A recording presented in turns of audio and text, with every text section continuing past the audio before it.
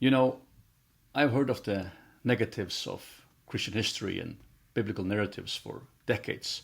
And unless you're used to their tactics, it seems sometimes overwhelming to hear atheists just sweep through a long list of these negatives of Christian atrocities and evils, some of which are true and others not, even though any such acts completely violate the spirit and teachings of Jesus and the New Testament. Yet I'm amazed by the way atheists gallop hundreds of years past through modern history as if all evil, apart from Hitler and Nazi Germany, ended with the Enlightenment period that saved us from our religious past of witch huntings and crusades, and just brush aside all the atrocities of evils of the last century. Probably the most bloody century, the most horrific century of them all, seem to be the kind of events that we work hard to erase from our history and our memories. Ever wondered why that is? I can tell you why. Because these evils were not committed by religious people or Christians or within a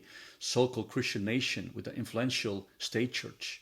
They were horrors and atrocities committed by atheists within an atheist society practicing an atheist ideology. When I point this out, people usually flip out, telling me that Marxism is merely an economic system. Atheism is merely the absence of faith.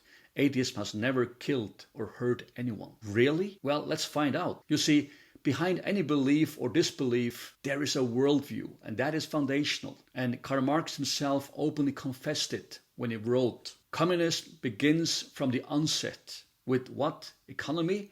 No, with atheism." And then he goes on, but atheism is first far from being communism. Indeed, that atheism is still mostly an abstraction. What the Marxists were after was not theoretical atheism. They were after practical atheism. Hence, the focus is not on the absence of God, but rather what you are and what you can become when you free yourself from the bondage of God. When you do that, you're free to change the world based on the morals of materialism, which is practical atheism, according to Marxism. Or within the same passage, practical humanism, and elsewhere, practical materialism, which is communism. Marxism sees itself as a rescue mission, saving us all from the bondage of God and religion, so the individual can find his own self-realization. Here we read, "We have no intention of attacking the eternal inner facts of the universe.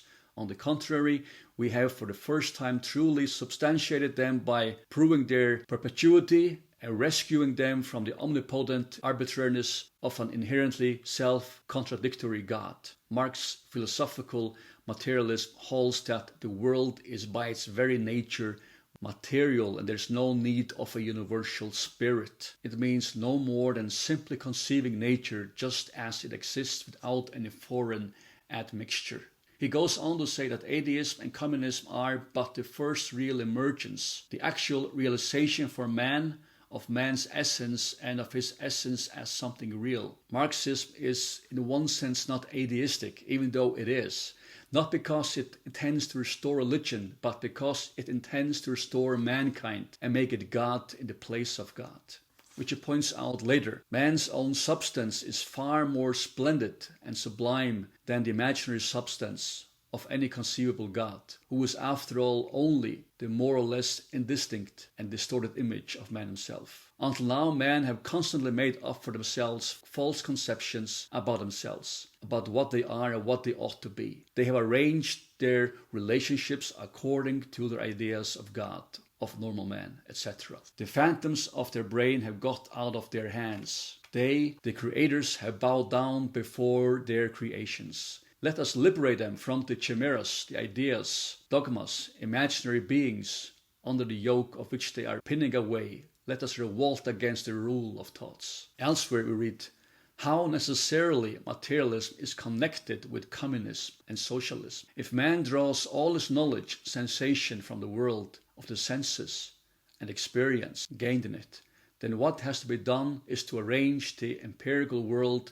in such a way that man experiences and becomes accustomed to what is truly human in it, and that he becomes aware of himself as a man.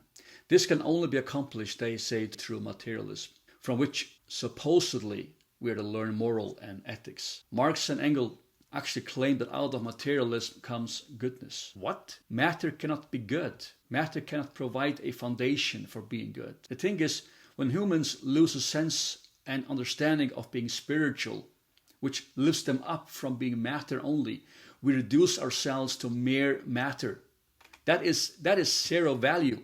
So what's the outcome for being human in an atheist Marxist universe? Well, it appears that we become reduced to a mechanical thing. Marx writes, consciousness is secondary. It reflects matter. Our consciousness and thinking are the product of a material bodily organ, the brain. Every human passion is a mechanical movement which has a beginning and an end. Of course, this has consequences, like a person loses his individuality, his value and capability. And we see that in the Marxist society. And we read on, and the power of his nature, of man's nature, must be measured not by the power of the separate individual, but by the power of society. In such a universe, the individual loses its freedom. So we actually do not become gods. Rather, we are reduced equally to matter, to slaves of society and pure mechanical beings. To quote Francis Crick, who said, your joys and your sorrows, your memories and ambitions, your sense of personal identity and free will are in fact no more than the behavior of a vast assembly of nerve cells and their associated molecules. You are largely the behavior of a vast population of neurons.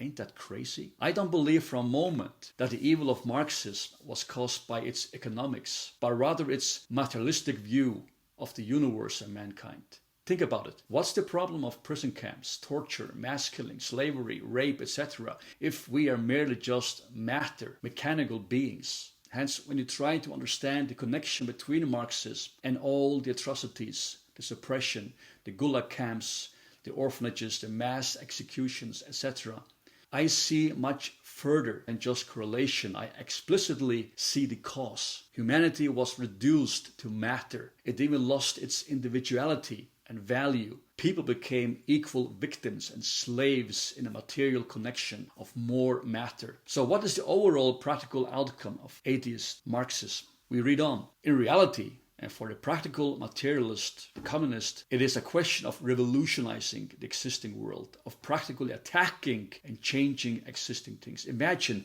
a worldview of matter attacking and changing existing things. Imagine the harm, the destruction. And we read on, we want to sweep away everything that claims to be supernatural and superhuman. For that reason, we have once and for all declared war on religion and religious ideas and care little whether we're called atheists or anything else. And we read on, communism is a stage of historical development which makes all existing religions superfluous and supersedes them. And we continue, there are besides eternal truths, such as freedom, justice, that are common to all states of society. But communism abolishes eternal truths. It abolishes all religion and all morality. Imagine. And of course, as we looked at earlier, it takes away our individual freedom. Now, I'm not claiming that every atheist is a Marxist, but Marxism is atheism